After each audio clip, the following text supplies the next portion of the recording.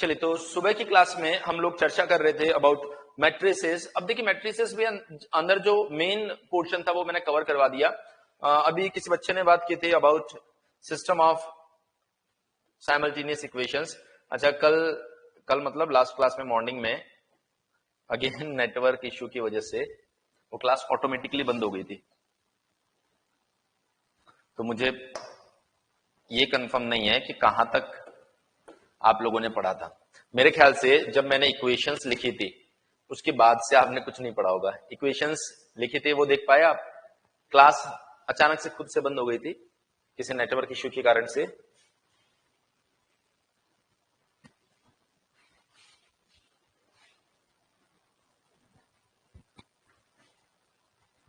तो एक बार आप मुझे क्लियर कर दीजिए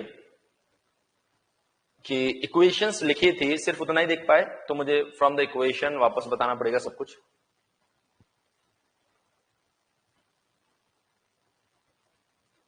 नेहा, कौशल,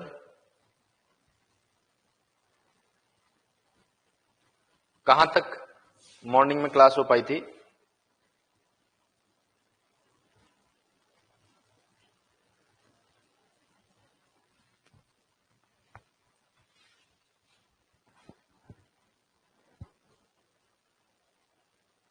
इन्वॉल्यूटरी तक। सिस्टम ऑफ साइमल्टेनियस इक्वेशन नहीं होता, वो मैंने लिखा तो था थोड़ा बहुत। चलो फिर से लिख देते हैं। तो जो सिस्टम ऑफ साइमल्टेनियस इक्वेशन है वो थी a11x plus a12y plus a13z equals to b1।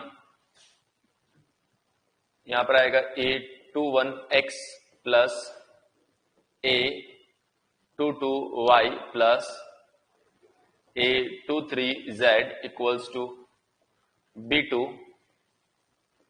a31x plus a32y plus a33z equals to b3।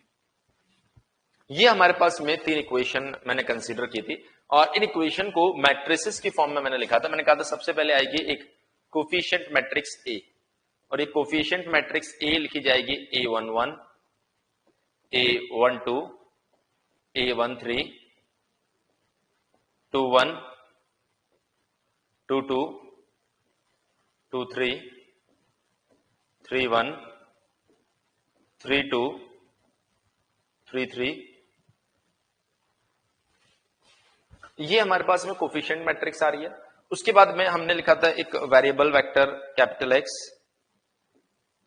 ये होगा बेटा आपका एक्स वाई जेड, और यहां से आएगा एक कांस्टेंट, ये होने वाला है आपका b1, b2, b3, कुछ ऐसा। सो a, x एंड b, ये तीन मैट्रिक्स हम लोग यहां पर इंट्रोड्यूस करवाते हैं। तो इसका स्टैंडर्ड फॉर्म जो लिखा जाता है वो कैसे लिखा जाता है जरा देखिए। ये लिखा जाएगा बेटा आपके पास में a11, a12, 13, 21, 22, 23, 31, 32, 33। यहां पर आ गया आपके पास में x, y, z, और यहां पर आ जाएगा आपके पास में b1, b2, b3, b1, b2, b3। ये हमारे पास में आ गया ax इक्वल्स टू b। तो ध्यान से देखिए, इसको कैसे बोला जा रहा है? इसको बोला जा रहा है a, इसको बोला जा रहा है x, और इसको बोला जा रहा है b। सो ये बन गया हमारे पास में ax इक्वल्स टू b। ये होता है आपका सिस्टम ऑफ साइमल्टेनियस इक्वेशन जिसकी हम लोग बात करने वाले हैं। एक बार सभी बच्चे बताएंगे इतनी बात आपको समझ में आई या नहीं है? जल्दी से बेटा सभी लोग मुझे बताएंगे इतना पॉइंट आपको समझ में आ गया, यस और नो? इसमें ऐसा कोई भी पॉइंट नहीं होना चाहिए जो आपको समझ में नहीं आए। बहुत इजी कॉन्सेप्ट्स है। चलिए इसको थोड़ा सा आगे एक्सटेंड करते हैं। नेक्स्ट स्लाइड पे देखिए, ax equals to b। ax equals to b, इसके दो पार्ट होते हैं। पहला पार्ट जिसको बोला जाता है ax बराबर 0, और इसी को आप बोल सकते हैं b इक्वल्स टू 0। इसको हम बोलते हैं होमोजीनियस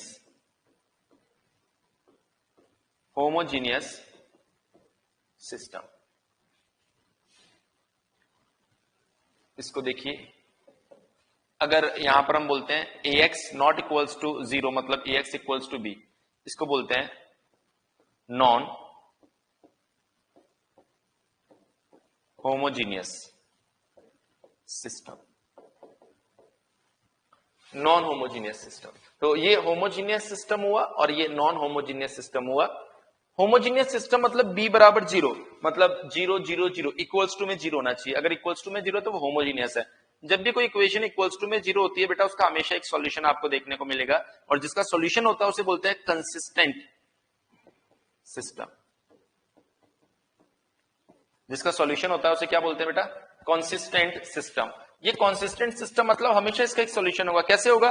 जैसे मान लीजिए 2x plus Y equals to 0 दिया गया है, 3x plus 7y equals to 0 दिया गया है। ये आपका होमोजीनियस सिस्टम है क्योंकि इक्वल्स टू में 0 है, और जो इक्वल्स टू में 0 है उसके लिए एक सॉल्यूशन, कौन सा सॉल्यूशन? x बराबर y बराबर 0। ये हमेशा सेटिस्फाइड करेगा, हमेशा एग्जिस्ट करेगा, ये हमेशा सेटिस्फाइड करेगा, और ये क्या करने वाला बेटा? हमेशा एग्जिस्ट करने वाला है। तो अगर हम लोग बात करें होमोजीनियस सिस्टम की, इसलिए इसको हमने क्या बोला है यहाँ पर? Consistent system. ये होमोजीनियस सिस्टम, इसको बोला गया है कंसिस्टेंट सिस्टम। इसमें दो केस होते हैं बेटा। पहला case rank of A less than n number of variable. Rank of A equals to number of variable. जब rank of A less than number of variable होता है तो इसको बोला जाता है इनफाइनाइटली मेनी सॉल्यूशंस। और जब ए की रैंक n के बराबर, n कौन है बेटा?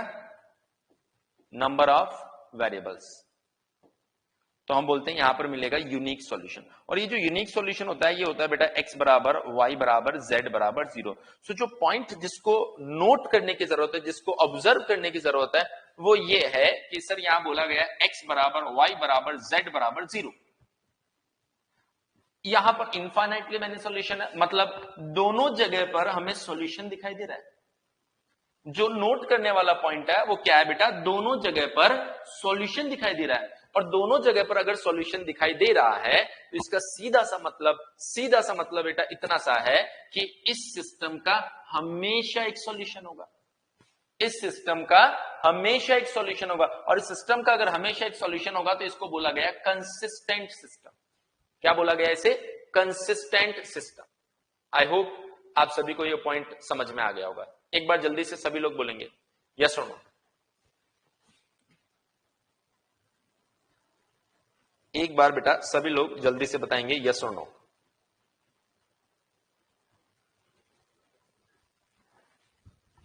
है ना? मैं देखिए समय होता ना तो मैं इनको और डिटेल में बताता आपको, जबकि यूट्यूब पर जब हमने गेट और ईएससी के लिए पढ़ाया था इसी पॉइंट को, तो वहां पर डिटेल में बता भी रखा। लेकिन अभी आप एटीसी के लिए पढ़ रहे हैं तो इसका रोल थोड़ा सा कम है, रोल कम है, एज वेल एज समय भी हमारे पास कम है ना? इसलिए हम लोग ज्यादा डेप्थ में जा नहीं रहे। लेकिन अगर आप यूट्यूब पर इंजीनियर्स एकेडमी चैनल पे सर्च करेंगे तो ये बहुत कुछ आपको वहां पर मिल जाएगा। सो एक्स बराबर बी नॉन होमोजीनियस सिस्टम। देखिए बेटा, अगर नॉन होमोजीनियस सिस्टम की बात करेंगे तो यहां पर दो केस बनने वाले हैं। यहां पर क्या बनने वाले हैं बेटा? दो केस बनने वाले हैं। अगर यहां पर दो केस बनने वाले हैं तो वो दो केस कौन कौन से होंगे? मैं लास्ट स्लाइड पे वापस जाऊंगा और यहां पर लिखूंगा। देखिए यहां पर एक मैट्रिक्स और इंट्रोड्यूस करवाते हैं, एबी। इस एबी मैट्रिक्स को हम क्या बोलते हैं? इस एबी मैट्रिक्स को बेटा हम बोलते हैं ऑगमेंटेड मैट्रिक्स। इस एबी मैट्रिक्स को क्या बोला जाता है बेटा? Augmented matrix. इसको हम बोलते हैं ऑगमेंटेड मैट्रिक्स। ये ऑगमेंटेड मैट्रिक्स जो है ये दी जाती है A11, A12, A13, A21, A22, A23, A31, A32, A33, और यहां पर आएगा बेटा आपके पास B1, B2, B3, B1, B2, B3। ये होती है एक ऑगमेंटेड मैट्रिक्स। इसको कैसे डील करते हैं थोड़ा सा समय लगेगा समझने में, अभी हम बात करेंगे। तो हमने कहा सर अगर rank of augmented matrix not equals to rank of A आता है, rank of augmented matrix not equal to rank of A आता है, तो ऐसे में हम कहेंगे इस सिस्टम ऑफ साइमल्टेनियस इक्वेशन का कोई सॉल्यूशन नहीं है, नो सॉल्यूशन, नो सॉल्यूशन। और अगर इसी तरीके से मैं बात करूं रैंक ऑफ, इसके rank of A B equals to rank of A आता है, तो इसके फिर से बेटा दो केस बन जाते हैं। कौन कौन से? पहला कि रैंक एन के बराबर है, दूसरा रैंक एन से कम है। अगर रैंक एन के बराबर होता है बेटा वहां मिलता है यूनिक सॉल्यूशन, अगर एन से कम होती है वहां मिलता है इनफाइनाइटली मेनी सॉल्यूशन। तो हमने कहा सर ये जो पोर्शन हम देख पा रहे हैं, ये पोर्शन जो है इसमें सॉल्यूशन मिल रहा है, सॉल्यूशन मिल रहा है, तो ये सिस्टम कैसा होगा बेटा? Consistent, consistent system. और ये सिस्टम कैसा होगा? क्योंकि कोई सॉल्यूशन नहीं मिल रहा इसलिए इनकंसिस्टेंट, इनकंसिस्टेंट सिस्टम। ये सिस्टम ऑफ साइमल्टेनियस इक्वेशन की जान नहीं है, समझ लो। इतना बड़ा कॉन्सेप्ट है ये, जो सब कुछ आपके सामने आपको दिखाई दे रहा है।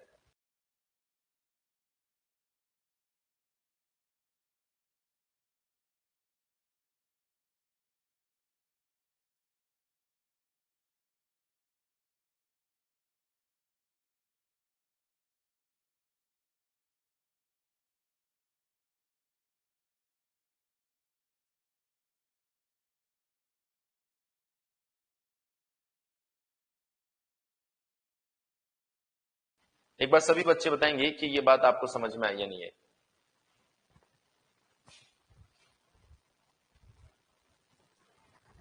आपको ये सब चीजें बता सकते हैं, मैं आपको ये समझा भी सकता हूं। एक अच्छा सा एग्जांपल ले लेता हूं, बेहतर सा, अगर आपको समझ में आ गया हो तो।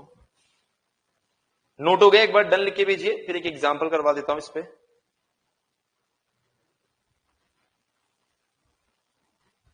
डन? ठीक है, ठीक है बेटा। सो एक एग्जांपल लेता हूं मैं यहां पर।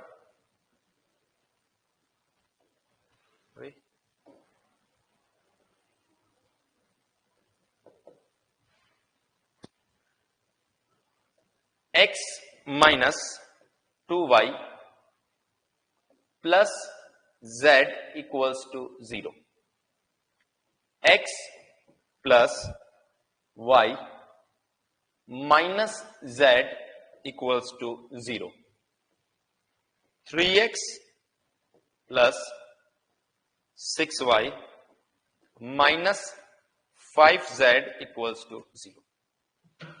हमें इसका सॉल्यूशन फाइंड करना है। हमें क्या करना है बेटा?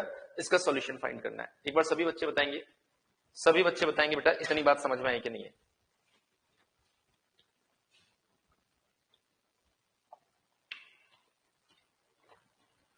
अच्छा, इसको देख के मुझे बताओ कि ये होमोजीनियस है कि नॉन होमोजीनियस है। इसको देख के मुझे बताओ बेटा ये होमोजीनियस है कि नॉन होमोजीनियस है। कौशल कुमार बोल रहे हैं homogeneous, Shivangi homogeneous, Rajesh homogeneous. ठीक है, नेहा ये होमोजीनियस है। होमोजीनियस मतलब सॉल्यूशन तो होगा, सॉल्यूशन तो होगा। अब कैसा होगा वो देखिए कैसे पता करेंगे। हम सबसे पहले फाइंड करेंगे बेटा यहां पर कोफिशिएंट मैट्रिक्स ए। ये रही आपकी coefficient matrix A, 1 minus 2 1 1 1 minus 1 3 6 minus 5। और x क्या होगा हमारे लिए? सर x होगा हमारे लिए x y z। तो अब इस सिस्टम को मैं कैसे लिख सकता हूं? इस सिस्टम को मैं लिख सकता हूं ax इक्वल्स टू 0। ये बन जाएगा 1 1 3 माइनस 2 1 6 1 -1 -5,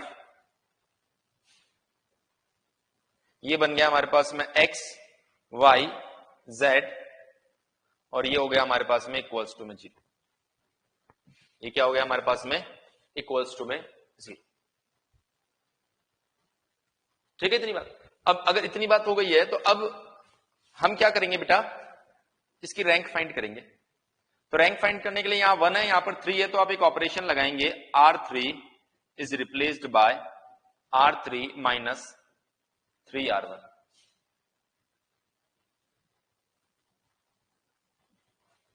सो हमने कहा 3 minus 3 is 0, 6 minus of minus 6 is 12, minus 5 of minus 3 is minus 8. Next is R2 is replaced by R2 minus R1. 1 minus 1 is 0. 1 minus of minus 2 is 3. Minus 1 is minus 2. और यहां पर आ रहा है आपके पास में 1 minus 2,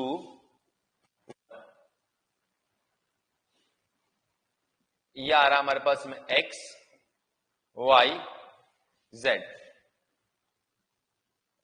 equals to 0, equals to 0। अब देखिए यहां पर इसको 0 करने के लिए आप लगाएंगे R3 is replaced by R3 minus 4 times of R2। So ये बन गया हमारे पास में 0, 12 minus 12 0, 8 minus 8 0, 0, 3 minus 2 1, minus 2 1, x y z equals to 0। देखिए बेटा ध्यान से, ये देखकर आपको समझ में आ रहा है कि ए की रैंक ऑफ इक्वलन फॉर्म आ गई ना, ये कितनी है बेटा 2। रैंक ऑफ ए आपके पास में कितना आ रहा है 2। हाँ वेरी गुड शिवानी। अरे राजेश बेटा यूनिक नहीं, इनफाइनाइटली मेनी सोल्यूशन। क्यों? क्योंकि रैंक जो है नंबर ऑफ वेरिएबल कितना है 3, उससे कम है, उससे कम है, तो यहां पर आएगा इनफाइनाइटली मेनी सोल्यूशन। अब क्वेश्चन ये आता है कि सर हमें एग्जाम के अंदर टाइप ऑफ सॉल्यूशन पूछेगा या फिर हमें एग्जाम के अंदर सॉल्यूशन पूछेगा? टाइप ऑफ सॉल्यूशन पूछेगा या सॉल्यूशन पूछेगा? दोनों में फर्क है। अब थोड़ा सा स्मार्टली सोचिए, अगर उसे यह जानना है कि सर इसका सॉल्यूशन क्या है, 4 ऑप्शन दे रखा है, आप उससे डबल स्मार्ट हो, आप वैल्यू को उठाओगे और इसमें पुट कर दोगे, जो सेटिस्फाइड कर जाएगा आप कहेंगे सर यही सॉल्यूशन है। ये काम करेंगे आप। इसलिए कॉम्पिटिटिव एग्जाम में कभी भी इस तरह के क्वेश्चन का सॉल्यूशन नहीं पूछता, वो क्या पूछता है? Type of solution. और टाइप ऑफ सॉल्यूशन आप यहीं से बता सकते हो। टाइप ऑफ सॉल्यूशन जो है बेटा वो आप यहीं से बता, पूरा सॉल्व करना पड़ेगा। अब देखिए बहुत सी बात, वो टाइप ऑफ सॉल्यूशन तो आपने बता दिया, चलिए इनफाइनाइटली मेनी सॉल्यूशन, लेकिन और भी बहुत सारे पॉइंट्स हैं जो हमें सीखने होता है। अच्छा, आपके जनरल नॉलेज बढ़ाने के लिए अगर मैं आपको बताना चाहूं कि वो इनफाइनाइटली मेनी सॉल्यूशंस कौन से हैं, तो वो भी देख लीजिए। सिर्फ जनरल नॉलेज बढ़ाने के लिए क्वेश्चन तो यहीं पे खत्म हो चुका है। इसमें कुछ 2-3 बातें और है जिनको मैं और बताऊंगा अभी, लेकिन आप अब जो देख रहे हैं वो इस क्वेश्चन का हिस्सा नहीं है। ये जो रैंक 2 आ रही है, इसके बाद में पता किया जाता है यहां पर एक टर्म जिसको बोलते हैं फ्री वेरिएबल। फ्री वेरिएबल, ये फ्री वेरिएबल जो होता है ये दिया जाता है नंबर ऑफ वेरिएबल्स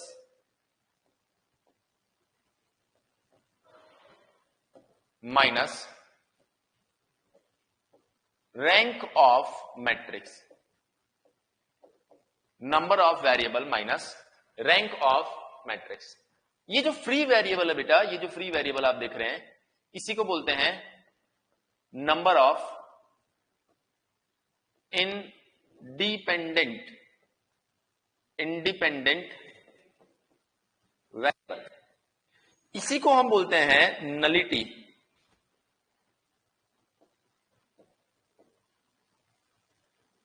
इसी को हम बोलते हैं डायमेंशन ऑफ नल स्पेस, और इसी को बोलते हैं हम लोग नंबर ऑफ इंडिपेंडेंट सॉल्यूशन। ये वेरिएबल और इंडिपेंडेंट सॉल्यूशन भी इसी को बोलते हैं। तो अगर मैं बात करूं इसके लिए फ्री वेरिएबल कितने होंगे, तो आप कहेंगे sir free variable number of variable कितने, 3, रैंक कितनी है 2, तो 1 होगा आपका फ्री वेरिएबल। कौशल डिटर्मिनेंट से भी कर सकते हो बेटा, परसों बताई थी रैंक के बारे में, तो रैंक कैसे भी फाइंड कर सकते हो, पर ये सिस्टम ऑफ साइमल्टेनियस इक्वेशन के लिए ये तरीका ज्यादा काम का है। जब आप आगे पढ़ेंगे तो आपको समझ में आएगा कि क्यों ज्यादा काम का ये, ठीक है। सो आप कोशिश कीजिए इससे थोड़ी सी प्रैक्टिस कर लो। समय ज्यादा बचा नहीं है, आज 18th है, ऑलमोस्ट आपके पास 7-8 दिन बचे हैं। So free variable equals to 3 - 2 equals to 1 हो गया यहां पर। देखिए, तो हमने कहा कि सर इस केस को ध्यान से देखिए बेटा, इस केस को ध्यान से देखिए। हमने कहा कि सर अब क्या करें, देखिए अभी और क्वेश्चन में ट्विस्ट आएगा। अब क्या करेंगे बेटा, अब हम क्या करेंगे सर, एक्स वाई जेड, इसमें से हमने माना let Z be the free variable, तो जेड बराबर के मान लो। अब देखो इस सेकेंड रो को इस कॉलम से मल्टीप्लाई करोगे तो क्या आएगा, 0x plus 3y minus 2z equals to 0। ये जो आपके पास में 3y माइनस 2z की जगह k पुट कर दिया, तो ये आपके पास में y इक्वल्स टू कितना आ गया बेटा, 2/3k। y इक्वल्स टू कितना आ गया, 2/3k। अब फर्स्ट रो को इससे मल्टीप्लाई करो तो ये बन जाएगा 1x minus 2y plus 1z बराबर 0। सो ये बन जाएगा हमारे पास में x माइनस 2, y कितना बेटा 2/3k, और z कितना बेटा आपके पास में k बराबर 0।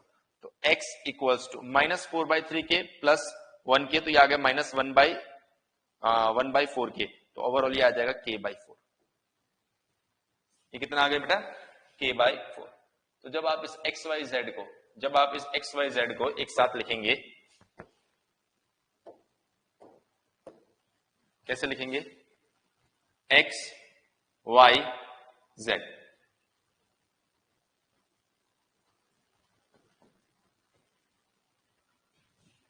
तो x जो हमारे पास में है वो कितना है, k/4।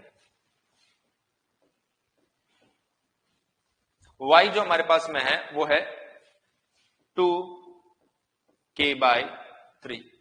z जो हमारे पास में है वो कितना है, k। सो ये बन गया हमारे पास में x y z।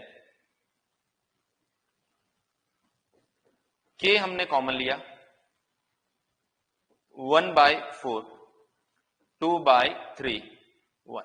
ये हमारे पास में डिफरेंट वैल्यू ऑफ k की आप वैल्यूज जब बदलते जाएंगे तो ये जो वैल्यू है ये भी बदलती जाएगी। लाइक k की वैल्यू 1 है तो x बराबर 1/4, 1/3, एग्जैक्टली बिल्कुल सही, 1/3, बिल्कुल सही। सो जब आप वैल्यूज बेटा k की बदलते जाएंगे, k बराबर 1 पुट करेंगे तो x बराबर 1/3, y बराबर 2/3, z बराबर 1। एक सॉल्यूशन ही हो गया।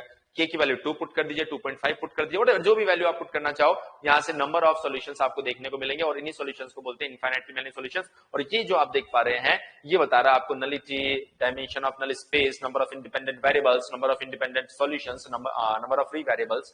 तो ये यहां पर काफी इंपॉर्टेंट है। ये कैसे फाइंड किया वो ज्यादा इंपॉर्टेंट नहीं है, इंपॉर्टेंट है कि सर ये जो लिखा गया पिंक कलर से, ये इंपॉर्टेंट है। कैसे टाइप ऑफ सॉल्यूशन फाइंड किया, ये इंपॉर्टेंट है। एक बार सभी बच्चे बताएंगे बेटा क्लियर हुआ, नोट हो गया हो तो डन लिख दीजिए, और अगर वेट करना है तो वेट लिख दीजिए, तो मैं वेट कर लूं।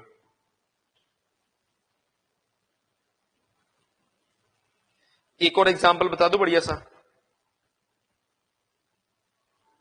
जिसमें ऑगमेंटेड मैट्रिक्स भी आ जाए,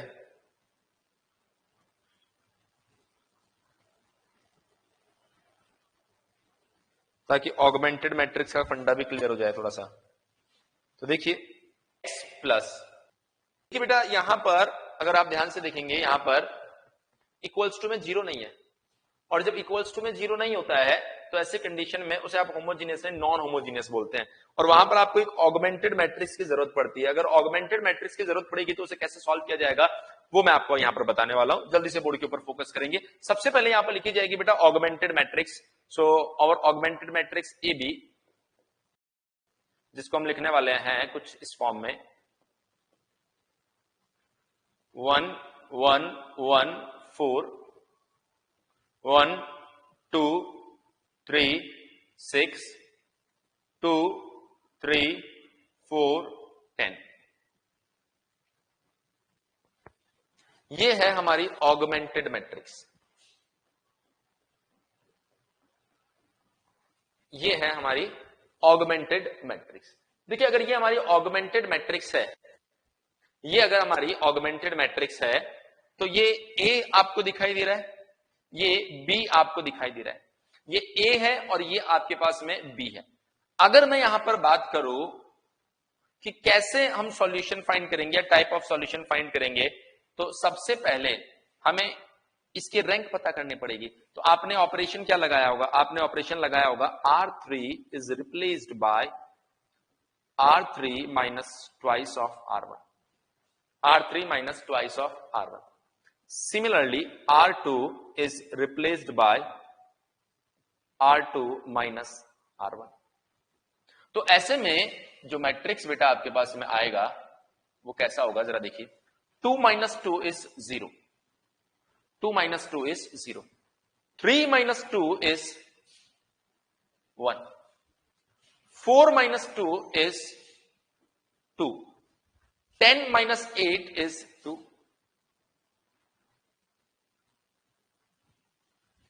1 minus 1 is 0. देखिए बेटा एक बार इसे ध्यान से देखिए और मुझे 10 सेकंड दीजिए।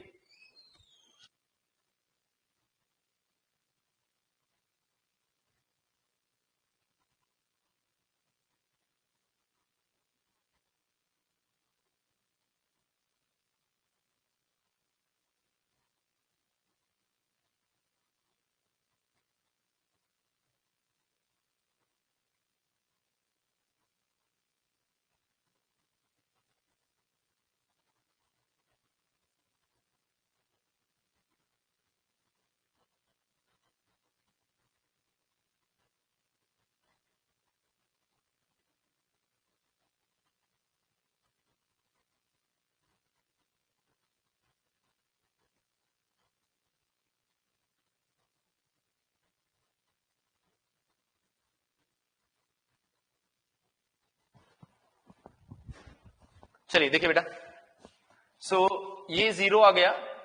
2, ये देखिए 2 minus 1, तो यहां पर कितना आ जाएगा 1 आ जाएगा। 3 minus 1 यहां पर कितना आ जाएगा बेटा 2 आ जाएगा। 6 minus 4 यहां पर कितना आ जाएगा 2 आ जाएगा। 1 1 1 1 1 1 4। एक बार सभी बच्चे बताएंगे क्या यहां तक आपको किसी भी तरह की कोई समस्या, क्या बेटा यहां तक आपको किसी भी तरह की कोई समस्या?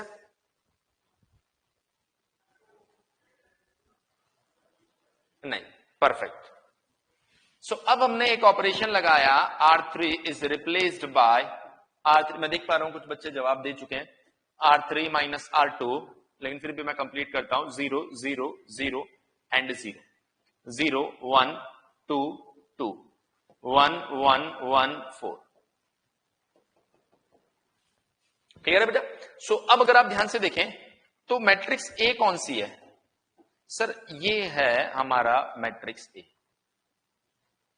ये है हमारा ए। तो हमने कहा इसकी रैंक कितनी है, ध्यान से देखो, एक रो 0 हो गई, इसकी रैंक 2 है। हमने कहा matrix A B augmented matrix कौन सी है सर? ये है ऑगमेंटेड मैट्रिक्स। हमने कहा इसकी रैंक कितनी है, रैंक ऑफ ए बी। आपने कहा rank of A B is also 2। So आपने क्या ऑब्जर्व किया सर? हमने यहां से क्लियरली ये ऑब्जर्व किया कि rank of A equals to rank of A B, और दोनों की रैंक अगर बेटा बराबर है तो सिस्टम जो होगा वो कैसा होने वाला है, कंसिस्टेंट सिस्टम होने वाला है। अगर ये एक कंसिस्टेंट सिस्टम है तो इसका सॉल्यूशन जरूर एग्जिस्ट करेगा। अब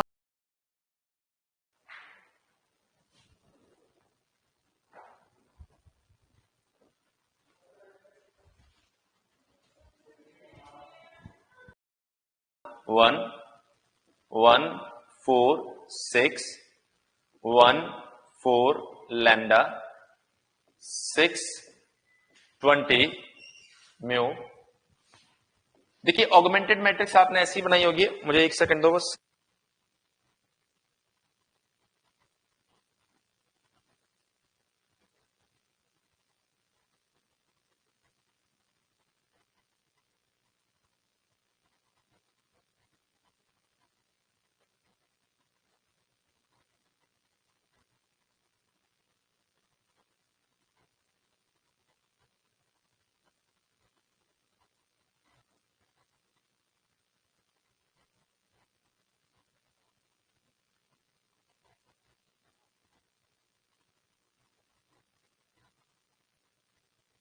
करने की बात को आपकी देखते हैं एक बार, फिर उसके बाद मैं आपका डाउट भी कंसीडर करता हूं। तो कुछ ऐसा आपको दिया गया है ऑगमेंटेड मैट्रिक्स। अगर ऑगमेंटेड मैट्रिक्स आप देख पा रहे हैं यहां पर, तो ये कुछ इस तरह का ऑगमेंटेड मैट्रिक्स है। देखिए इस ऑगमेंटेड मैट्रिक्स में आप पहले इसको इक्वलन फॉर्म में लेके जाएंगे, तो आप कहेंगे sir it is very simple that we can apply elementary row operation in row number 3. So operation will be R3 minus R1. I think this operation will be best. So 1 minus 1 is 0, 4 minus 1 is 3, lambda minus 1 is lambda minus 1, and mu minus 6 will be as it is. Now the second operation will be R3 या R2 is replaced by R2 minus R1. So this will be 1 minus 1 is 0, 4 minus 1 is 3, 6 minus 1 is 5, 20 minus 6 is 14, 1, 1, 1, 6. Now the next operation is R3 is replaced by R3 minus R2. So according to this operation, 0 minus 0 is 0, 3 minus 0 is 0, lambda minus 1 minus 5 is lambda minus 6, mu minus 6 minus 14 is mu minus 20. ये आ गया आपके पास में 0, 3, 5, 14, 1, 1, 1, 6. So kind of matrix हमें मिल रहा है यहां पर। अब देखिए यहां पर जो कंप्लीट कॉन्सेप्ट है उसकी नीड पड़ने वाली है। ये नो सॉल्यूशन की बात कर रहा है, मैं हर एक सॉल्यूशन की बात करूंगा। क्वेश्चन में क्या पूछा है डजंट मैटर, हम हर तरह से क्वेश्चन को देखने की कोशिश करते हैं। हमने कहा let's say suppose if lambda equals to 6 and mu equals to 20। अगर ऐसा होता है माय डियर स्टूडेंट्स, अगर ऐसा होता है लैम्डा की वैल्यू 6 होती है और म्यू की वैल्यू 20 होती है, जैसा कि बहुत सारे बच्चों ने जवाब दिया है। अगर मैं बात करूं कौशल की, नेहा की, इन लोगों ने ऐसा कुछ जवाब दिया। So lambda equals to 6 and mu equals to 20 अगर आपके पास में होता है, it means this value will be 0 and here also we can observe 0। हम यहां पर भी 0 ऑब्जर्व कर सकते हैं। तो हमने कहा सर ए की रैंक कितनी है 2, ए बी की रैंक कितनी है बेटा 2। सो आप कहेंगे अगर ऐसा होता है तो rank of A equals to rank of A B equals to 2। So आप कहेंगे सर ऐसा होने पर जो सॉल्यूशन होगा वो होगा इनफाइनाइटली मेनी सॉल्यूशन। मैं आपको बेटा इसलिए ये चीज बता रहा हूं क्योंकि अगर एक बार नो सॉल्यूशन पूछा जा चुका है तो इसका मतलब ये नहीं अगली बार भी नो सॉल्यूशन पूछा जाएगा। हम तो वेरियस फैक्टर्स ऑब्जर्व करने की कोशिश कर रहे हैं कि क्वेश्चन में और क्या क्या पूछा जा सकता है। थोड़ा सा दिमाग को खोलने की कोशिश कर रहे हैं। एक क्वेश्चन से एक से ज्यादा टर्म जब तक नहीं सीखेंगे तब तक कम समय में ज्यादा चीजें आप सीख नहीं पाएंगे। और आप अभी उस एग्जाम को देने जा रहे हैं जिसको तैयार करने के लिए आपके पास में बहुत कम समय है। इसीलिए एक एक क्वेश्चन से नंबर ऑफ पॉइंट सीखने की कोशिश कीजिए। क्वेश्चन ओरिएंटेड नहीं हो सकते कि लाइक सर इतना पूछा छोड़ दो अगला क्वेश्चन लिखते, नहीं, उसी क्वेश्चन से 2-3 बातें और सीखने क्योंकि अगला क्वेश्चन नहीं लिख पाएंगे। यहां से नेक्स्ट अगर मैं बोलता हूं लैम्डा नॉट इक्वल्स टू 6 बेटा और mu is also not equals to 20। अगर दोनों ही नॉट इक्वल्स टू 20 या नॉट इक्वल्स टू 6 आता है, इसका मतलब ये भी 0 नहीं है और ये भी 0 नहीं है। सो सर ब्यूटीफुली आप यहां पर लिख सकते हैं lambda rank of A not equals to rank of AB but equals to 3. This time equals to number of variables. It means solution will be unique type solution. मतलब वहां पर एक ही solution exist करने वाला है अगर ऐसा होता है। तो एक बार जल्दी से आप लोग बताएंगे बात आपको समझ में आई या नहीं आई। यहां तक बेटा आप मुझे बताएं कि यहां तक का कॉन्सेप्ट आपको क्लियर हुआ या नहीं हुआ।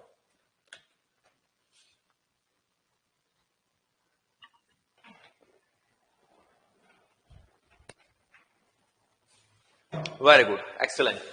नाउ अब आपका टर्न है बेटा।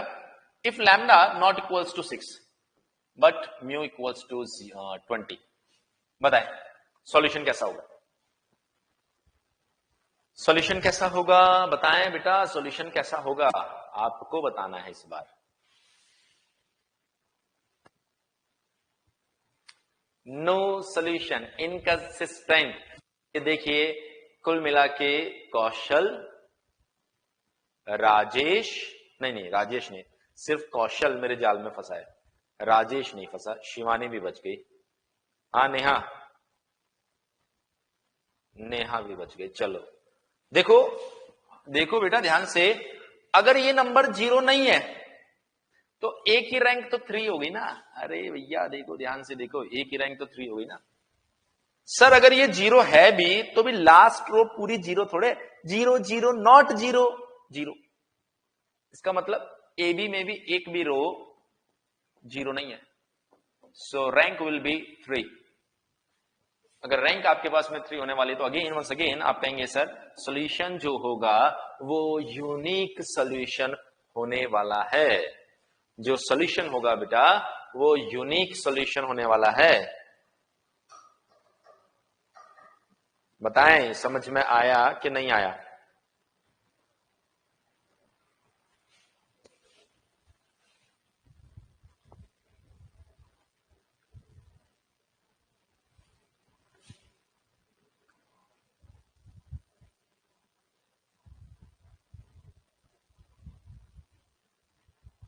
है ना?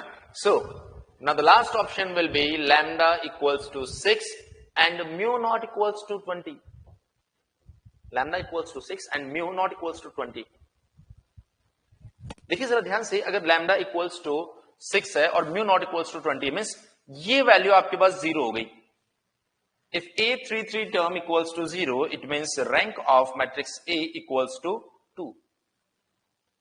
But at the same time, if you will observe this element A34, this is not equals to 0. If this is not equals to 0, it means rank of AB equals to 3. And if rank of AB equals to 3, you can clearly observe that rank of A not equals to rank of AB, and rank of A not equals to rank of AB, it clearly indicate that the solution for this system of simultaneous equation will be no solution. No solution means system is inconsistent. Inconsistent. System will be inconsistent. ये क्या होने वाला बेटा? Inconsistent system होने वाला है। बताएं बात आपको समझ में आई या नहीं आई? तो जो करेक्ट ऑप्शन होने वाला है, जो करेक्ट आंसर यहां पर होने वाला है वो होगा lambda equals to 6 and mu not equals to 20। Lambda equals to 6 and mu not equals to 20। बहुत मजेदार क्वेश्चन था जिसने बहुत सारे कॉन्सेप्ट्स यहां पर क्लियर किए हैं मेरे ख्याल से। एक और क्वेश्चन बेटा मैं आपको करवाऊंगा, इवन करवाऊंगा नहीं, आपको सॉल्व करने के लिए दूंगा क्योंकि मैंने तो काफी सॉल्व करवा दिया है।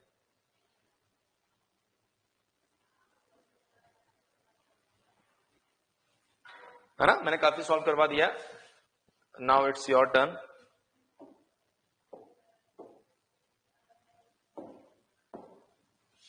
चलिए देखिए, for what value of A if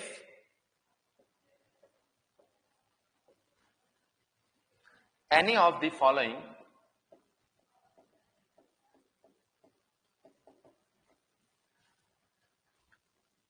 following system of equation in x comma y and z have a solution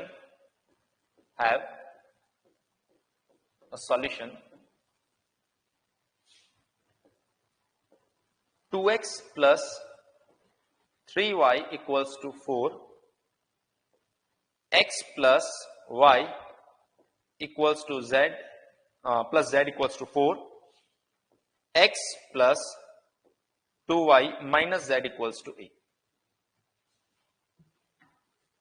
So question आप समझ गए होंगे, वो बोल रहा है कि यहां पर ए की क्या वैल्यू होनी चाहिए जिसके लिए एक्स वाई जेड का सॉल्यूशन हो। सो अब आपका टर्न है बेटा, आराम से पढ़िए क्वेश्चन को। और ये हमारा टाइमर जो है वो फिर से हो गया खराब, इतना ही काम करता है ये। रुको यहां से करके देखते हैं, नहीं आया। आप तो सॉल्व करना चालू कर दो, बेचारे की उम्र हो गई इसकी। सॉल्व करके आंसर बता दो आप तो कितना आ रहा है।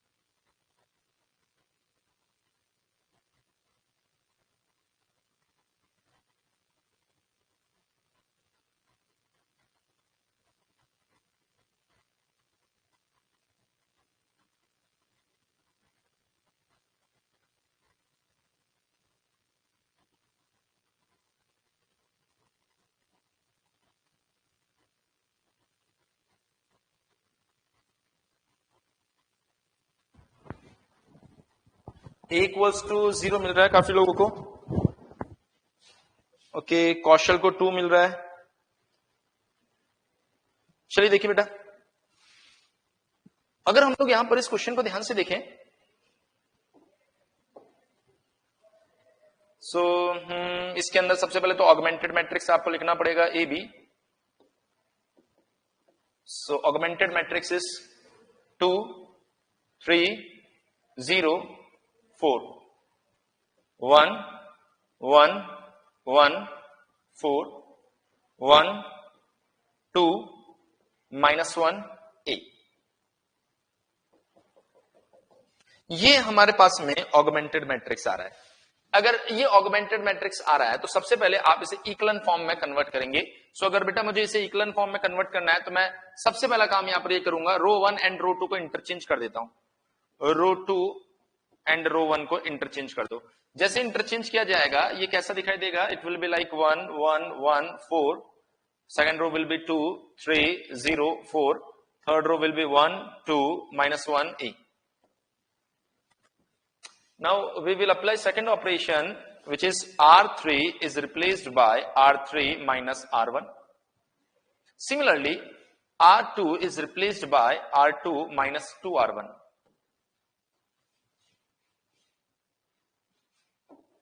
So now the matrix will be like 1 1 1 4, 1 minus 1 is 0, 2 minus 1 is 1, -1 -1 is -2, a minus 4 is a minus 4, and the second row will be 0 1 -2 -4.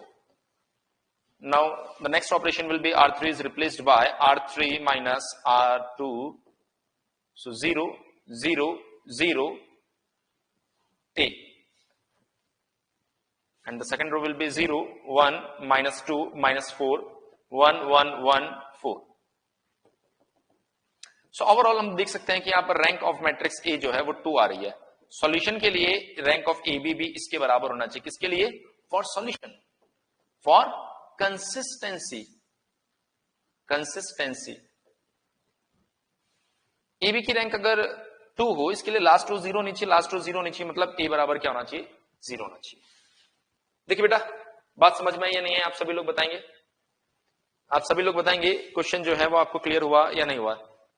सो अब ओवरऑल ऑलमोस्ट आपने मैट्रिक्स के नाम पे पूरा लीनियर अलजेब्रा पढ़ लिया. ठीक है. सो मेरे ख्याल से अब इसमें किसी तरह की कोई समस्या नहीं होगी. अब हम आगे बढ़ सकते हैं अपने नेक्स्ट चैप्टर की साइड. अगर अभी भी आपको लगता है कि किसी पॉइंट की आपको जरूरत है, क्योंकि मेरे अकॉर्डिंग अब आपको इसमें किसी भी पॉइंट की जरूरत नहीं है, बढ़े आगे, कैलकुलस की साइड बढ़े या डिफरेंशियल इक्वेशन की साइड बढ़ सकते हैं. Number of linearly independent vectors. Okay, अगर आपको याद हो तो शायद ब्रेक से पहले 8 से 10 की क्लास में मैंने ये पॉइंट बताया था. फिर से बता देते हैं, अलग से पॉइंट लिख के बता देते हैं. ये बता दिया वैसे मैंने. Linearly dependent and linearly independent vectors. देखिए क्या मतलब है लीनियरली डिपेंडेंट और इंडिपेंडेंट वेक्टर्स का. ब्रेक से पहले जब 8 से 10 हम क्लास कर रहे थे, उस टाइम पर मैंने आपको बताया था, विद एग्जांपल बताया था, वो वेक्टर्स जिनको लीनियर रिलेशनशिप में रखा जा सकता है उन्हें बोला जाता है लीनियरली डिपेंडेंट वेक्टर्स. एंड वो वेक्टर्स जिनको लीनियर रिलेशनशिप में नहीं रखा जा सकता उनको क्या बोला जाता है? Linearly independent vectors. अगर मैं बात करूं लीनियरली डिपेंडेंट, इंडिपेंडेंट और डिपेंडेंट के एग्जाम्पल पर, चलिए पहले स्टेटमेंट लिख देता हूं. Vectors which can return in the form of linear relationship known as linearly dependent vectors, otherwise known as linearly independent vectors. Otherwise उसे क्या बोला जाएगा? लीनियरली इंडिपेंडेंट वेक्टर बोला जाएगा. सो आई थिंक बहुत आसान चीज है. अगर आप कहते हैं कि सर एक वेक्टर में दिया गया x1 equals to 1 2 and the second vector will be x2 equals to 2 4. So clearly you can observe that x2 can be written in the form of x1. So here there is a relation between x1 and x2 which is x2 equals to 2x1. So we can say that x2 is linearly dependent on x1. क्या कहा हमने? x2 is linearly dependent on x1. And what about x1? x1 is independent. ध्यान रखना, अगर आप ऐसा बोल रहे हैं x2 is linearly dependent on x1, then x1 is independent. अब ऐसा बेवकूफ मत बनना, अच्छा सब x पे डिपेंडेंट है तो ये इस पे डिपेंडेंट होगा. At a time, if x is dependent on x1, on the same time x1 is independent. अरे कौशल सुनो बेटा, सुनो. तुम बारी बारी से उस टर्म को वो मत करो, मॉडिफाइड मत करो, पहले सुनो इस बात को. Number of linearly independent vector को सुनो. अभी तुमने उसके अंदर आइगन वेक्टर इंट्रोड्यूस करवा दिया. अभी सुनो पहले, है ना? जो लीनियरली इंडिपेंडेंट वेक्टर्स होंगे, आइगन वेक्टर में भी सेम कॉन्सेप्ट होता है. वेक्टर किसी भी टाइप का होगा. अगर आप बोल रहे हो यार x1 एंड x2 इंडिपेंडेंट है, अब अगर ये आइगन वेक्टर होंगे तब भी इंडिपेंडेंसी और डिपेंडेंसी ऐसे ही चेक करते हैं. बोलो कौशल, जल्दी बोलो. हाँ, अरे भाई ये जो वेक्टर्स है, ये जो वेक्टर हमने लिया है, ये आइगन वेक्टर भी तो हो सकते हैं ना। तो जब आप आइगन वेक्टर फाइंड कर लो तो उसमें भी जब चेक करना हो लीनियरली डिपेंडेंट इंडिपेंडेंट, तो ऐसे ही तो करना है, ऐसे तो चेक करोगे वहां पर। आइगन वेक्टर फाइंड करने का तरीका अलग है, उसके बाद तो वो वेक्टर ही बन गए ना। चेक करने का तरीका यही रहेगा आपका, ठीक है। और इंडिपेंडेंट सॉल्यूशन कैसे करते हैं वो मैंने आपको बता दिया। चलिए आप फोकस कीजिए, डिस्टर्ब मत कीजिए बीच में बिल्कुल भी। फिर भी समस्या रहती है तो आप मुझसे और पूछ लेना, मैं आपको मौका दूंगा। और आपको तो मैंने नंबर भी शेयर कर रखा है, आप तो पर्सनली भी डिस्कस कर सकते हो, व्हाट्सएप कर देना, मैं कॉन्टेक्ट करूंगा आपसे। लेकिन अभी कॉन्सेंट्रेट करो इन चीजों पर। तो ये कहानी हो गई है। अब मान लीजिए एक मैट्रिक्स ए है जो रिप्रेजेंट कर रही है सेट ऑफ वेक्टर्स को 1 2 3 2 4 6 1 5 7। Just observe carefully. आप क्या देख रहे हैं सर, ये x1, ये x2, ये x3 है। अभी a कौन हुआ, अभी a हुआ बेटा set of vectors, set of vectors. अभी आइगन वेक्टर्स का सेट भी हो सकता है, एक नॉर्मल वेक्टर, हमारे लिए तो वेक्टर है यार, हमारे लिए तो वेक्टर है, आइगन वेक्टर हो या कोई और वेक्टर हो, वेक्टर वेक्टर है। सो हमने कहा कि सर क्लियरली मैं यहां पर ये देख सकता हूं x2 बराबर ट्वाइस ऑफ x1, मतलब x2 is dependent on x1, लेकिन x1 is independent and another is x3। इसका मतलब x1 एंड x3 दो वेक्टर ऐसे हैं जो लीनियरली इंडिपेंडेंट है, तीसरा किसी एक के ऊपर डिपेंडेंट है। एक बार बताएंगे सभी लोग, ये नंबर का गेम समझ में आ रहा है, कौन किस पर कैसे डिपेंडेंट होता है? जल्दी से बताएं बेटा, कंफ्यूज होने जैसा कुछ भी नहीं है यहां पर।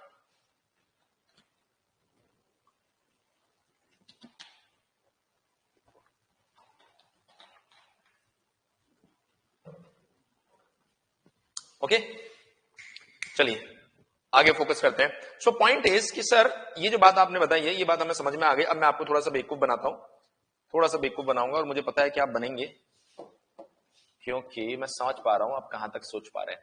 1 2 5, 1 2 5 3 1 10 2 3 9। चलिए बताएं कि यहां पर लीनियरली इंडिपेंडेंट वेक्टर्स कितने हैं, लीनियरली इंडिपेंडेंट वेक्टर्स कितने हैं?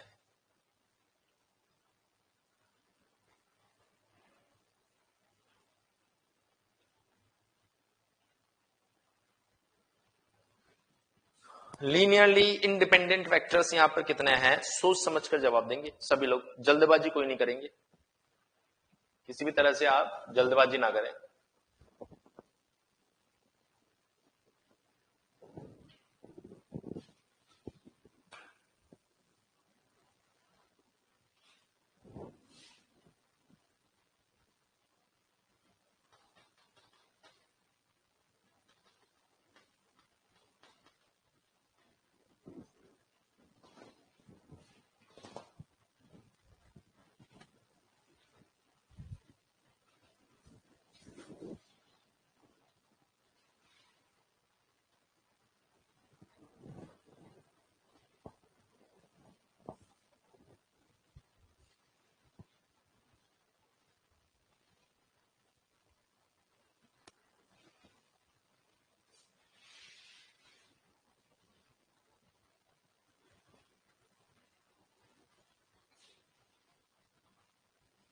बताएं बताएं सभी लोग।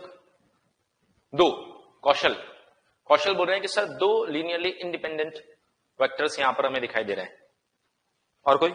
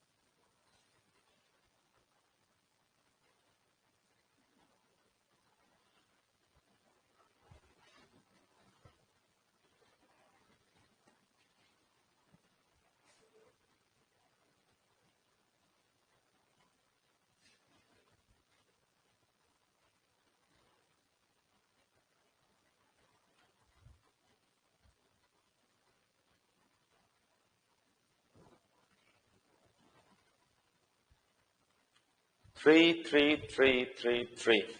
चलिए देखिए क्या दिक्कत क्या हुई इसके अंदर, आपको कोई रिलेशन दिखाई नहीं दे रहा होगा, लेकिन रिलेशन है। देखिए 3 times of 1 plus 2 equals to 5, 3 times of 3 plus 1 equals to 10, 3 times of 2 plus 3 equals to 9।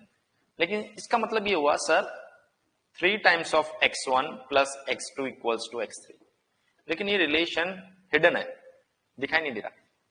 मतलब x3 is dependent on these two vectors and these two vectors are linearly independent, x1 and x2, लेकिन ये hidden relation है जो दिखाई नहीं दे रहा। अब ऐसे में क्या करेंगे, ऐसे में पहचानने के लिए आपको क्या करना है, डिटर्मिनेंट ऑफ b पता करना है। अगर ये 0 आ जाता है तो इसका मतलब at least one vector is dependent.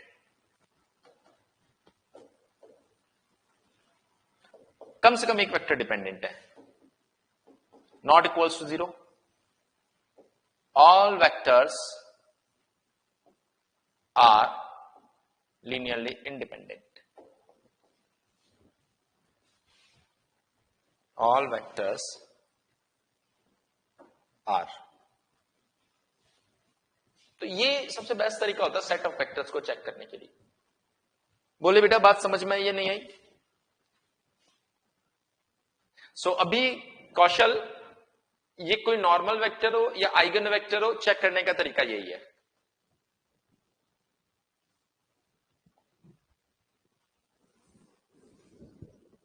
सो बेटा ये वो पॉइंट्स थे जो आपको ध्यान रखने चाहिए एग्जाम के अंदर। इतना अगर आप पढ़ के जाएंगे तो यहां से कुछ भी गलत होने के चांसेस नहीं है। सो अब समय सीमा को देखते हुए अब हमको जाना पड़ेगा हमारे दूसरे पार्ट के ऊपर, which is calculus.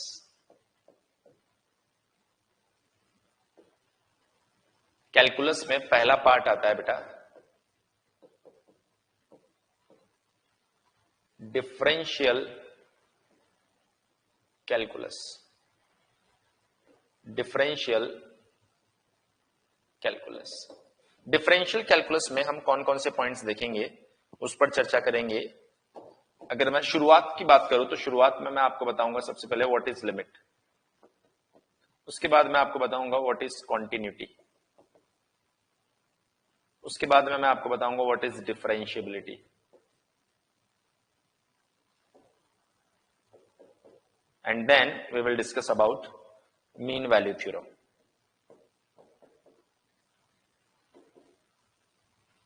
Mean value theorem, ये वो पॉइंट्स है बेटा जो हमें डिस्कस करने की जरूरत है। सो ये पॉइंट्स हम पहले डिस्कस करेंगे और उसके बाद में हम चर्चा करने वाले हैं कुछ और इंपॉर्टेंट पॉइंट्स के ऊपर। सो मूव करते हैं बेटा first important point which is limit. So limit, continuity, तीनों को साथ में लेके चलेंगे, and differentiability. First of all, we will discuss about the physical significance of these three terms: limit, continuity and differentiability। देखिए क्या होता है इनका मतलब।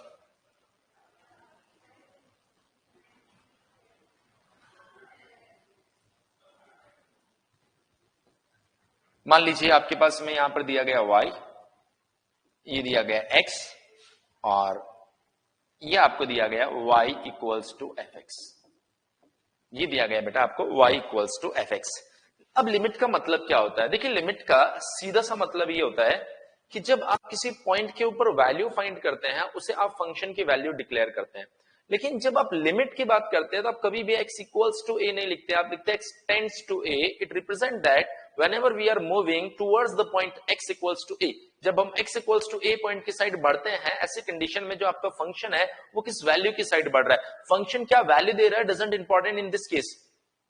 Important is whenever you are moving, you are approaching that point, then function आपका किस value की side approach कर रहा है वो आपके लिए बहुत ज्यादा इंपॉर्टेंट है। जैसे अगर मैं बात करूं for the given figure, if we want to find limit x tends to a fx। अगर हम लोग यहाँ पर fx x tends to a की बात कर रहे हैं तो हमने कहा x equals to a कहाँ है, x equals to a point ये है और इसके ऊपर फंक्शन की वैल्यू हमारे पास में लेट्स से सपोज अगर ये f है, लेट्स से सपोज अगर f है तो हमने कहा कि अगर लिमिट हमें फाइंड करनी है तो बोला जाता है कि जब आप a की साइड अप्रोच करेंगे तो फंक्शन किस वैल्यू की साइड अप्रोच करेगा। अब देखिए इंटरेस्टिंग पॉइंट ये है कि a की साइड हम दो तरीके से अप्रोच कर सकते हैं, एक इस पॉइंट से a प्लस h पॉइंट से जा सकते हैं, एक इस साइड से a minus h point. Sir ये h कौन है, h बेटा एक बहुत छोटी वैल्यू है। हमने कहा कि अगर a की साइड अप्रोच करना है तो a से थोड़ा सा पास, राइट हैंड साइड से ए से थोड़ा सा पीछे लेफ्ट हैंड साइड से, दोनों साइड से आप अप्रोच करके देखिए कि आपका जो फंक्शन है वो किस वैल्यू की साइड अप्रोच कर रहा है। तो हमने बोला कि सर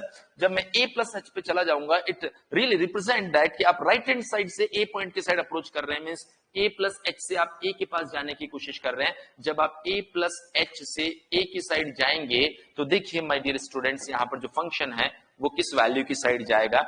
a प्लस h पर जब हमने देखा फंक्शन जो है वो वैल्यू दिखा रहा है बेटा ये। अब जैसे जैसे मैं a प्लस h की साइड आऊंगा, a प्लस h से a की साइड आऊंगा, वैसे वैसे फंक्शन की वैल्यू देखिए, फंक्शन की वैल्यू देखिए। जब मैं थोड़ा सा और क्लोज आया तो फंक्शन की वैल्यू और नीचे आ गई, जब मैं थोड़ा सा और क्लोज आया तो फंक्शन की वैल्यू और नीचे आ गई। फंक्शन की वैल्यू जैसे जैसे a की साइड बढ़ रहा हूं इस f की साइड बढ़ रहा है, जैसे जैसे मैं a की साइड आ रहा हूं फंक्शन इस f की साइड बढ़ रहा है। समझ पा रहे हो? तो हमने बोला a प्लस h से a की साइड अगर जाना है इसका मतलब राइट हैंड साइड से अप्रोच कर रहे हैं, और जब राइट हैंड साइड से अप्रोच करेंगे तो उससे बोला जाएगा राइट हैंड लिमिट। इस राइट हैंड लिमिट को रिप्रेजेंट किया जाता है limit h tends to 0 f of a plus h। ये क्या रिप्रेजेंट कर रहा है, ये बोल रहा है कि आप a प्लस h पर जाएं और फंक्शन की value f of a plus h पर जाए, उसके बाद में h को जीरो कर दे। जीरो का मतलब, जीरो करने का मतलब क्या हुआ, a प्लस h से a के पास जाए। तो जैसे h टेंड्स टू 0 करेंगे जो भी वैल्यू आपके पास में आने वाले उसको बोला जाएगा राइट हैंड लिमिट। अब अगर मैं इसे दूसरे तरीके से रिप्रेजेंट करना चाहूं बेटा तो इसे ऐसे भी लिखा जाता है limit x tends to a plus h, whatever a plus भी लिख सकते हो आप इसे। ये भी इसका एक रिप्रेजेंटेशन है कि किस तरीके से आप राइट हैंड लिमिट फाइंड करते हैं। तो ये दोनों रिप्रेजेंटेशन है राइट हैंड लिमिट के। तो ये राइट हैंड लिमिट का मतलब होता है सिग्निफिकेंस होता है। इसी तरीके से बेटा अगर आप लेफ्ट हैंड साइड से अप्रोच करते हैं, a माइनस h से आप अप्रोच करेंगे तो फंक्शन की वैल्यू देखिए आप, ये फंक्शन की वैल्यू।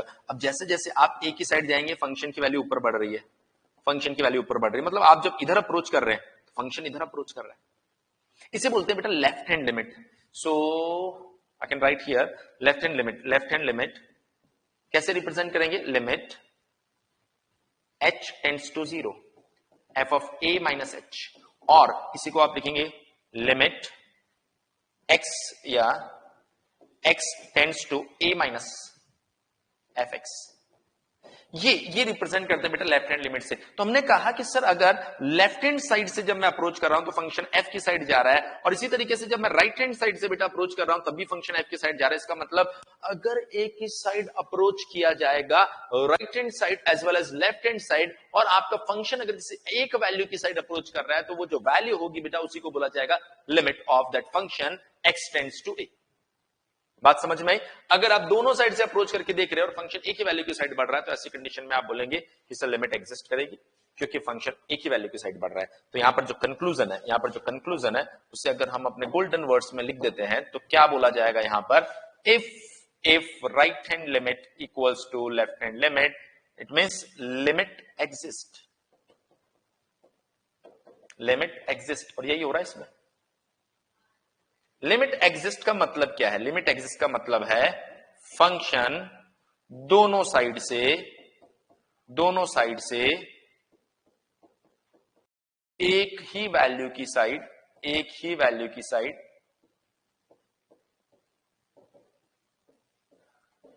अप्रोच करेगा। क्या मतलब है इसका, function will approach towards one unique value from both side. इसका मतलब ये है दोनों साइड से आपका फंक्शन एक वैल्यू की साइड जाएगा। याद रहना चाहिए स्टेटमेंट। जनरल स्टेटमेंट जब हमारे दिमाग में रहता है ना तो कॉन्सेप्ट हमारे दिमाग में बहुत क्लियर रहता है, और बुक का लैंग्वेज हमारे दिमाग में रहेगा तो उसको भूलने का थोड़ा सा खतरा बना रहता है। इसलिए मैंने बिल्कुल ऐसा लिख दिया।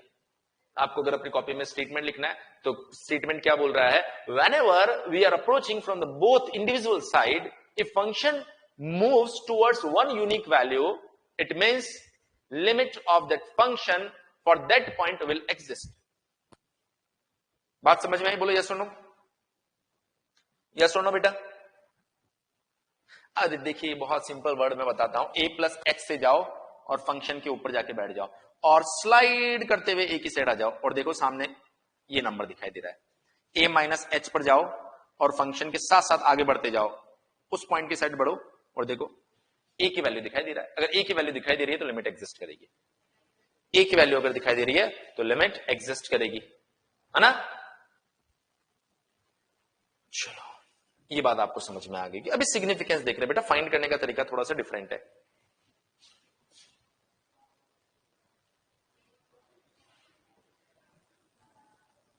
लेट्स से सपोज अगर ये हमारे पास में y है, ये बेटा x हमारे पास में ये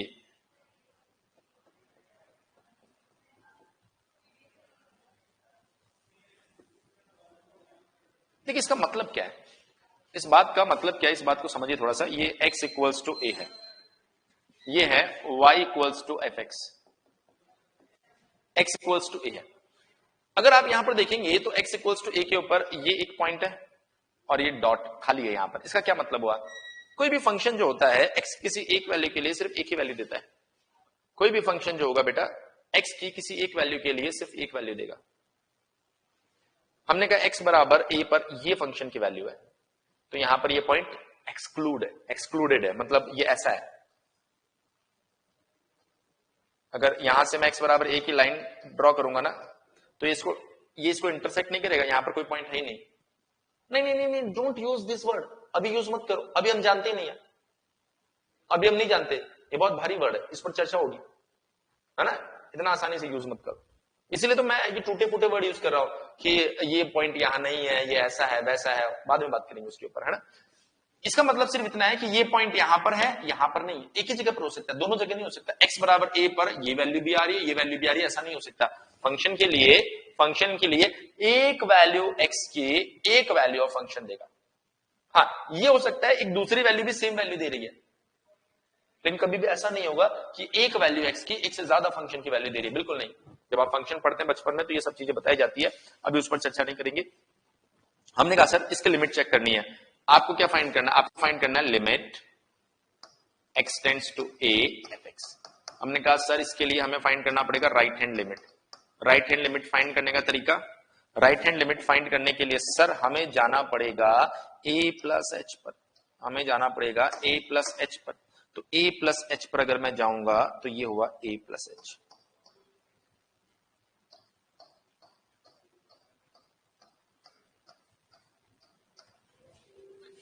a प्लस एच पर ये आ रही है फंक्शन की वैल्यू। अब आपको जाना है a की साइड, तो इस पर स्लाइड करते हुए आए और आपने देखा कि सर फंक्शन की वैल्यू आ रही है ये। सर ये तो पॉइंट ही नहीं है, अरे इस पॉइंट पर जाना भी नहीं है, टूवर्ड्स दैट पॉइंट अप्रोच करना है आपको, उस पॉइंट पर नहीं जाना। लिमिट का मतलब, हमने कहा सर अगर मैं इधर से आता हूं लेफ्ट हैंड साइड से a माइनस एच, तो यहां से अगर आप इस वैल्यू की साइड बढ़ोगे, फंक्शन की वैल्यू देखो सामने, तो इधर से तो आ रहा है बेटा f1 और इधर से आ रहा है f2। हमने कहा सर दोनों साइड से अप्रोच करने पर फंक्शन दो अलग अलग वैल्यू दे रहा है। बेटा दोनों साइड से अप्रोच करने पर अगर आपका फंक्शन दो अलग अलग वैल्यू दे रहा है, इसका मतलब यहां पर दोनों साइड से अप्रोच करने पर फंक्शन किसी एक वैल्यू की साइड नहीं बढ़ रहा है, तो आप बोलेंगे राइट हैंड लिमिट, जिसको हम लिखते हैं limit x tends to a plus F X, ये आ रहा है f1। Left hand limit limit x tends to a minus F X, ये आ रहा है f2। तो यहां पर right hand limit not equals to left hand limit, इसका मतलब limit does not exist, does not exist. बोलिए बेटा ये बात आपको समझ में आई या नहीं आई? ये जो पॉइंट है ये आपको समझ में आया कि नहीं आया?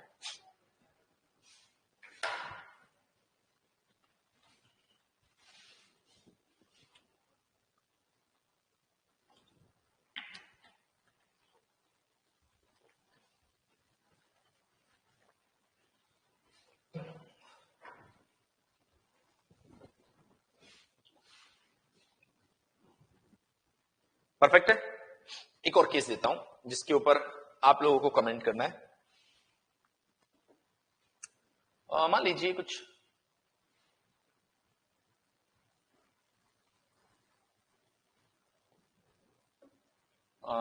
ये है y और ये है हमारे पास में x। अब इसका मतलब क्या है ये आप सभी लोग समझ गए होंगे। ये जो पॉइंट है x इक्वल्स टू a, ये यहां से गायब है और ये थोड़ा सा ऊपर चला गया। अब आप मुझे बताएंगे limit x tends to a fx, ठीक है। जल्दबाजी नहीं बेटा, ये वैल्यू है f1, लेट से सपोज ऐसे ही, ये जो वैल्यू है ये f2 है,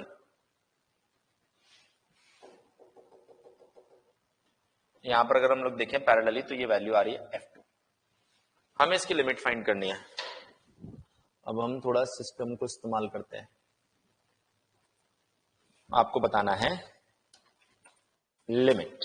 देखो टूल इस्तेमाल करते हैं, आंसर है f1,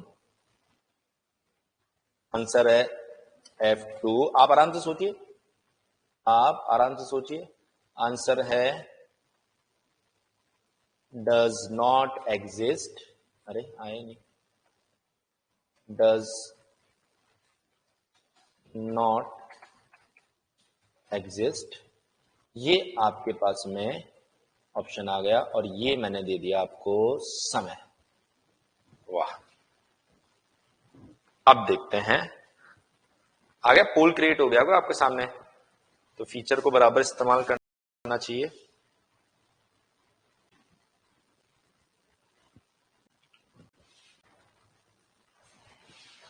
देखते हैं, चलिए देखते हैं बोर्ड के ऊपर। अगर a प्लस एच पर मैं जाऊं तो यहां पहुंच गया और इससे स्लाइड करता हुआ इस पॉइंट पर आऊंगा। इस पॉइंट पर नहीं आया, इस जस्ट पास वाले पॉइंट पर हूं, लेकिन उसका इफेक्ट नहीं पड़ेगा, लगभग यही दिखाई देगा आपको। और a माइनस एच पर मैं गया तो यहां से अगर इधर जाऊंगा तो सामने देखो ये नंबर आ रहा। अब बच्चे बोलेंगे सर इस पॉइंट पर कैसे आ रहे हो? अरे यार इस पॉइंट पर नहीं आ रहे बेटा, इस पॉइंट के जस्ट पड़ोसी है ना, उसके ऊपर हम जा रहे हैं। ये पॉइंट गायब हुआ है पर इसका पड़ोसी तो यहीं पर है ना। तो वेनेवर जब भी आपको एक्स टेंड्स टू दिखता है ना, मतलब वो इक्वल्स टू नहीं है, टेंड्स, उसकी साइड जाना है आपको, उस पॉइंट पर नहीं जाना है। तो दोनों साइड से जब मैं आ रहा हूं तो एक ही पॉइंट की साइड बढ़ रहा हूं, एक ही पॉइंट की साइड बढ़ रहा हूं, और वो कौन है? F2। वो कौन है बेटा? F2। तो सही आंसर क्या होगा यहां पर? F2। सर लेकिन x बराबर a पर वैल्यू तो F1 है, इक्वल्स टू पर नहीं देखते हैं, इक्वल्स टू पर नहीं देखते हैं, उस पॉइंट की साइड जाने पर क्या हो रहा है उसको ऑब्जर्व किया जाता है, तभी तो उसको लिमिट बोला जा रहा है, वैल्यू ऑफ फंक्शन नहीं बोला जा रहा। तो जो सही जवाब होगा बेटा वो F होगा। बताओ बात समझ में आई या नहीं आई?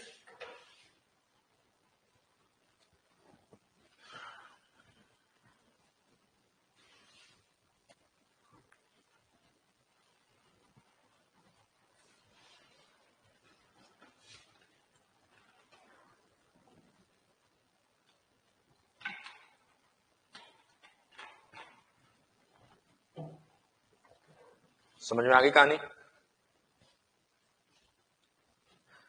तो लिमिट का सिग्निफिकेंस आपको समझ में आ गया होगा। अब मैं कॉन्टिन्यूटी के बारे में चर्चा करूंगा बेटा। कॉन्टिन्यूटी का मतलब क्या होता है? अभी लिमिट कैसे फाइंड करते हैं इस पर चर्चा नहीं हुई है, फाइंड करना एक अलग कॉन्सेप्ट है।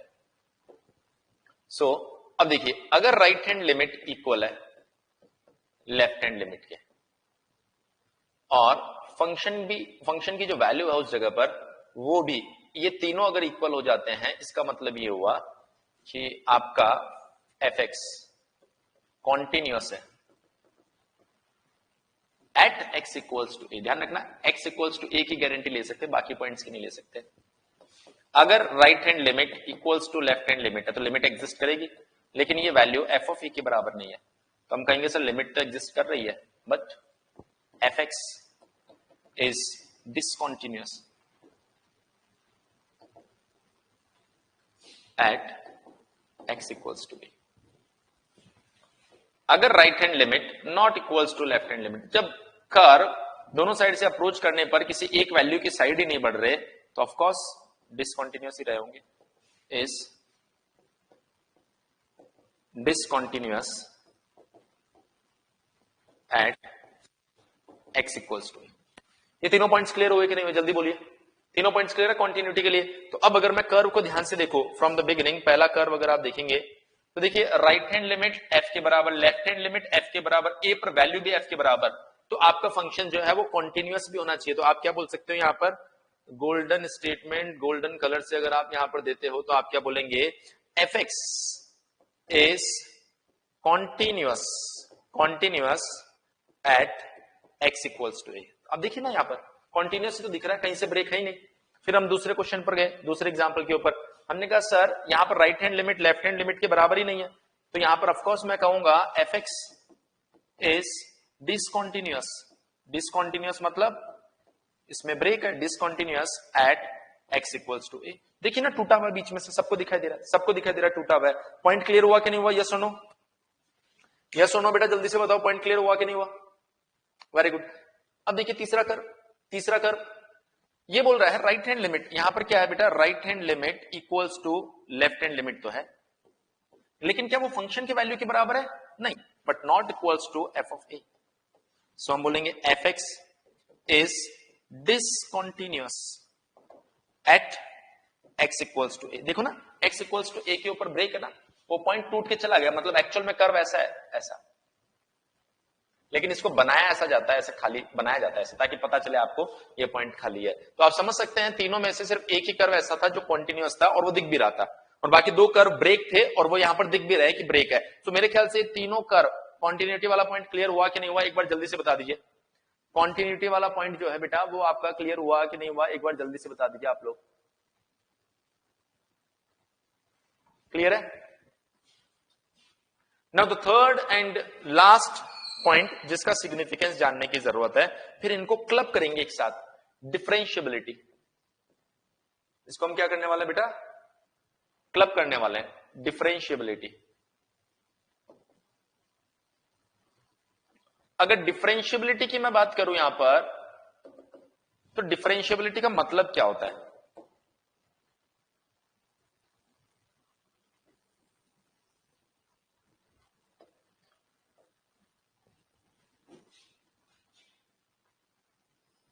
डिफरेंशियबिलिटी की बात करते बेटा, ये है वो point x equals to a जिस पर मैं डिफरेंशियबिलिटी चेक करता हूं। ठीक है, डिफरेंशियबिलिटी के लिए बचपन में हमने पढ़ा था राइट हैंड डिफरेंशिएशन फाइंड करो, लेफ्ट हैंड डिफरेंशिएशन फाइंड करो। आज उसका मतलब सिखाता हूं आपको। a से a प्लस h पर जाओ और ये स्लोप बनाओ a से a प्लस h में। तो ये जो पॉइंट है, ये कौन सा पॉइंट है, a comma F of a। ये जो पॉइंट हुआ a प्लस h के ऊपर, ये कौन सा पॉइंट हुआ बेटा, a plus H comma F of a plus H. ये जो लाइन, ये जो स्लोप आ रही है बेटा, इसको कनेक्ट करो, इसको कनेक्ट करो, और कनेक्ट करने से जो लाइन आपके पास में आ रही है, मतलब इन दोनों को कनेक्ट करने से जो लाइन आ रही है वो कैसी रहेगी, वो रही होगी F of A plus H minus F of A divided by A plus H minus A. ये यहां से यहां तक की जो लाइन है उसका स्लोप है। हमने कहा सर ए माइनस एच, एक पॉइंट यहां पर भी तो है, ये हुआ A minus H comma F of A minus H, A minus H comma F of A minus H. मैं फाइंड कर रहा हूं बेटा इस स्लोप को, मैं फाइंड कर रहा हूं इस स्लोप को, F of A minus H minus F of A divided by A minus H minus A. ये हुआ हमारा राइट हैंड डिफरेंशिएशन और ये हुआ हमारा लेफ्ट हैंड डिफरेंशिएशन। ये हुआ हमारा राइट हैंड डिफरेंशिएशन और ये हुआ हमारा लेफ्ट हैंड डिफरेंशिएशन। अगर दोनों डिफरेंशिएशन, मतलब अगर दोनों स्लोप अलग अलग है, ध्यान से देखना, अगर दोनों स्लोप अलग अलग है तो ये लाइन ऐसे चली जाएगी और ये लाइन ऐसे चली जाएगी, ऐसा ही होगा ना। तो ये जो पॉइंट देख पा रहे हो ए, इस पर देखो एक स्लोप और दो स्लोप, एक से ज्यादा स्लोप पॉसिबल है। Differentiability, differentiation represent slope at that point. अगर उस पॉइंट पर आप स्लोप फाइंड कर रहे हैं बेटा और एक यूनिक वैल्यू आप नहीं दे पा रहे हैं, इसका सीधा सा मतलब यह है कि वहां पर आप dy by dx की एक यूनिक वैल्यू फाइंड नहीं कर पा रहे हैं। अगर एक यूनिक वैल्यू नहीं है, इसका सीधा सा मतलब यह है कि वहां पर वो डिफरेंशिएबल नहीं है। मतलब अगर राइट हैंड स्लोप जो आ रही है, लेफ्ट हैंड स्लोप जो आ रही है बेटा, अगर वो बराबर हो जाती है, इफ x इक्वल्स, ध्यान से सुन लीजिए, डिफरेंशिएबल है, तो इसका मतलब इस पॉइंट के ऊपर सिर्फ और सिर्फ एक स्लोप बनाई जा सकती है। इस पॉइंट के ऊपर सिर्फ और सिर्फ एक स्लोप बनाई जा सकती है और कुछ नहीं किया जा सकता।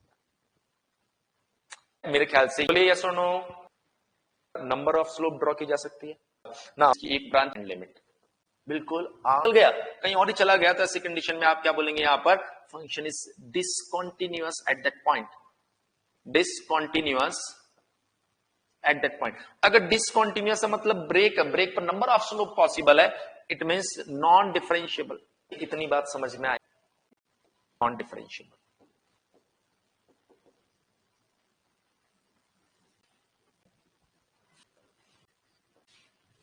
एफ एक्स उस पॉइंट पे क्या होगा, कॉन्टिन्यूअस होगा।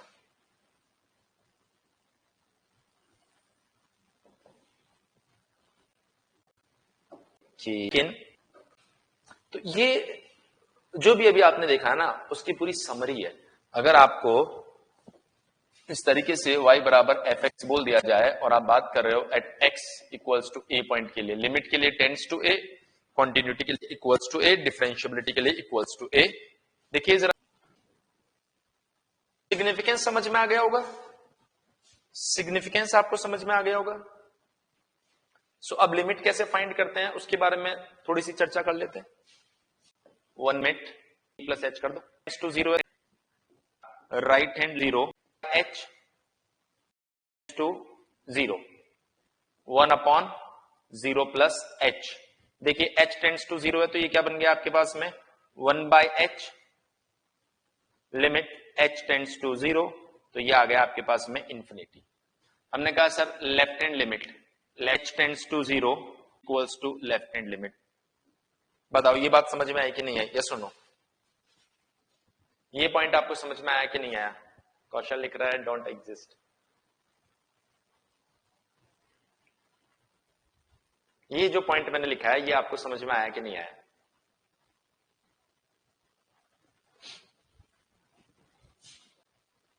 शिवानी भी बोल रही है sir does not exist, does not exist होगा, बट मैं पहले से पता हूं डज नॉट एग्जिस्ट होगा। ये है 2 नंबर, बताओ कौन सा स्टेप गलत है, नंबर बताओ।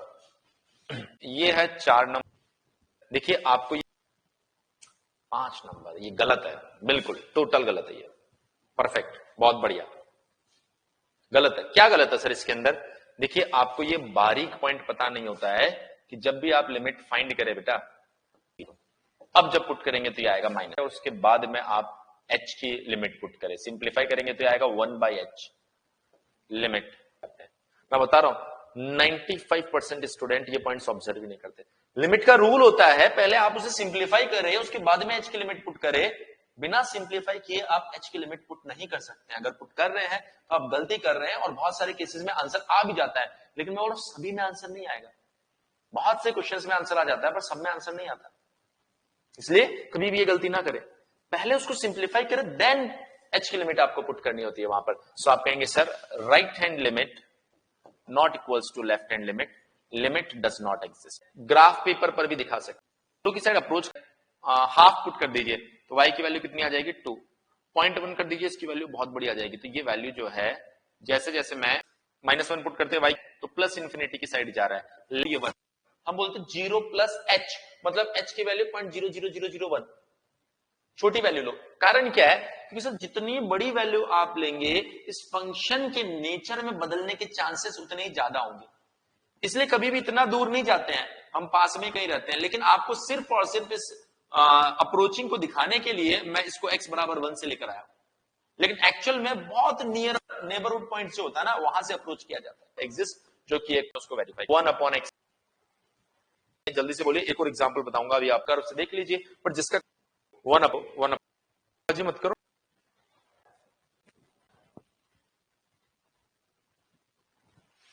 h tends to 0, 1 upon 0 plus h का होल स्क्वायर, पहले सिंप्लीफाई करो तो 1 upon H square, limit h upon, अगर इसको ड्रॉ करोगे तो जब पॉजिटिव साइड से, ये x बराबर 0 है ना, जब पॉजिटिव साइड से अप्रोच करोगे तो भी प्लस इंफिनिटी, और नेगेटिव वैल्यू पुट करोगे तब भी तो आपके पास में पॉजिटिव ही वैल्यू आनी है।